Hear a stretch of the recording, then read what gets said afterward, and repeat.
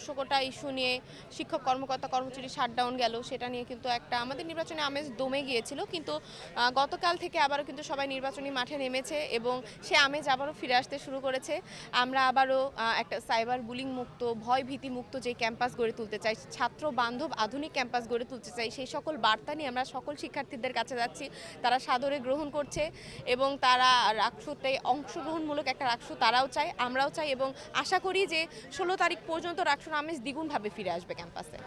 আসলে আমি যখন প্রচারণায় যাচ্ছি আমাকেও বলছে যে আপু এবার কি 16 তারিখে আসলে নির্বাচন হবে, সেটা নিয়ে যেহেতু আমাদের শিক্ষক কর্মকর্তা কর্মচারীরা এখনও তাদের আন্দোলনের যে 7 দিনের আলটিমেটাম দিয়েছে, তারপরে তারা আসলে আবার ফিরে আসবে কিনা এরকম কথা বলছে, সেক্ষেত্রে তাদের মনে একটা আশঙ্কা জন্মাচ্ছে এবং এই নিয়ে আমরাও আশঙ্কায় আছি। কিন্তু আমরা সকল শিক্ষার্থী, সকল প্রার্থী, সকল ভোটার মিলে কিন্তু রাকসুটাকে আদায় করে নেব 16 তারিখে যে অনতিবিলম্বে।